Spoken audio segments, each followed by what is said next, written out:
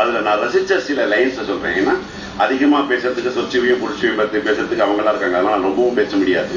அதனால அடக்கி வாசிக்கிறேன். இருந்தாலும் நான் ரசிச்ச சில வார்த்தைகள்.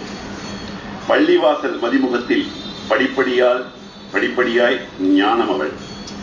பள்ளிவாசல் முகமதிக்கே குரான் ஓதும் ஞானம் அவள். கல்விவாசல் நிதம் புகுந்து வரமருளும் வாணி அவள். தள்ளி வாசல் இருப்பவருக்கு ஈர்ப்பின்பால் ஞானி அவள். ரொம்ப பிடிச்சிருந்தது. பூவிற்கோ பூம்பணியாய் மேல் விழுந்து மணியாவாள். நாவிற்கோ தேமொழியாய் மேல் எழுந்து கவியாவாள். கோவிற்கோ பசுமாட்டிற்கோ தேன்மொழியாய் பால் சுரந்து நதியாவாள். பாவிற்கோ சுதிலயமாய் சுரம் திறந்தவன் கதியாவாள். எங்கிருந்து தான் பிடிக்கிறாரோ வார்த்தைகளை கேட்டா 108 ஸ்டான்ஸாஸ் எழுதியிருக்கிறார். அதை ஒரு ஸ்டான்ஸா நான் படிச்சு புரிஞ்சுக்கிறதுக்கே ஒரு நாளா இருக்கு. ஆனா 108 ஸ்டான்ஸாவும் ஒரே ராத்திரியில் எழுதினாராம். யாரால முடியும்? அம்மாவின் அருள் நிச்சயமாக இருக்குங்கிறது இதை விட மிகப்பெரிய உதாரணம் சத்தியமாக தேவையில்லை. சத்தியம் அது. ஈசனாய் மாறிடவே தாசனாய் மாற்றிடுவாள். தாசனாய் மாறி யான் ஈசனை போற்றி வந்தால் ஈசனும் தாசனாய் இறங்கி வந்து ஆட்கொள்ள ஈசனையும் தாசனையும் இரு கரத்தால் அணைத்திடுவாள். அடுத்தது அப்பர் சுந்தரர் சம்பந்தர் மாணிக்கவாசகரை பத்தி ஒரு லைன் அழகா இருக்கிறார். சுந்தரன் இழுப்பிற்கு சக்கராம்பிகை தேடி வர அப்பரின் இதயத்தில் அவளே நிதம் பாடி வர சம்பந்த பிள்ளைக்கு சம்பந்தமாய் கூடி வந்தாள். மாணிக்க கவிஞருக்கு புரவியாய் ஓடி வந்தாள். ஒரு லைன் நான் சேர்த்துக்கணும்னு ஆசைப்படுறேன். வைரபாரதிக்கு கவிச்சக்கரத்தை சூடி நின்றாள். அல்லது வைரபாரதிக்கு கவிச்சக்கரமாய் பின்னாடி ஓடி இருக்கும் இல்லையா, அப்படி நின்றாள். அப்படி வச்சுக்கலாம். அதுக்கு வார்த்தைகள் கிடைக்கல எனக்கு. நான் கவிஞர் இல்லை. இருந்தாலும் கம்பன் வீட்டு கட்டுத்தறியும் கவி பாடுங்கிற மாதிரி அவங்க கூட சேர்ந்து எனக்கு ஒரு இன்ட்ரெஸ்ட் வந்துருக்கு. ஏன்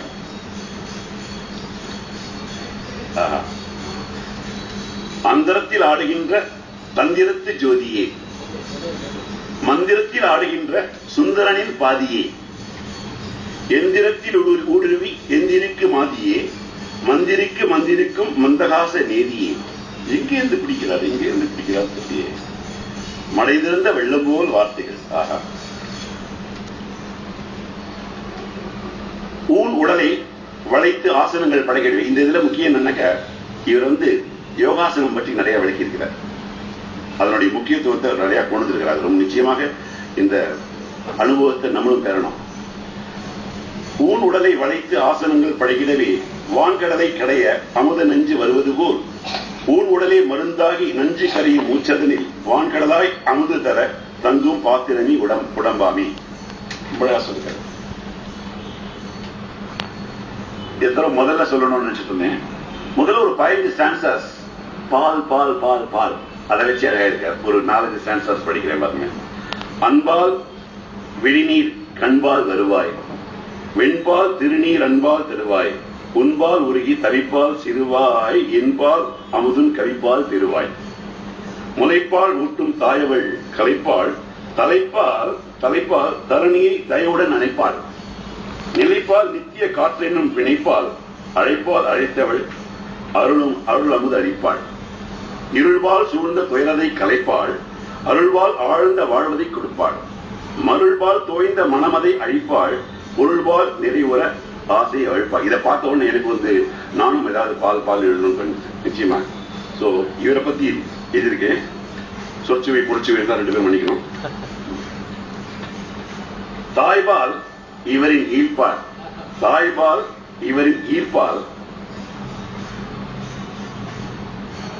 தமிழ்பால் இவரின் தவிப்பால், தமிழ்பால் தாய்ப்பால் ஆனதுவே இவன்பால் சர்க்கரைப்பால் அன்பால் கருணைப்பால் பொழிந்ததுவே.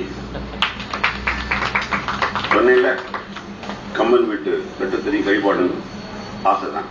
இருந்தாலும் சொற்சுவை பற்றியும் பொறுச்சுவை பேசுறது நல்லா இருக்கிறாங்க. இன்னும் அழகான வார்த்தைகள் என்னை விட அழகாக பாடிக்குவார். கவித்துறையில அதிகம் அனுபவம் பெற்றவர்கள். நான் கவிஞர் கிடையாது. நான் அவனோட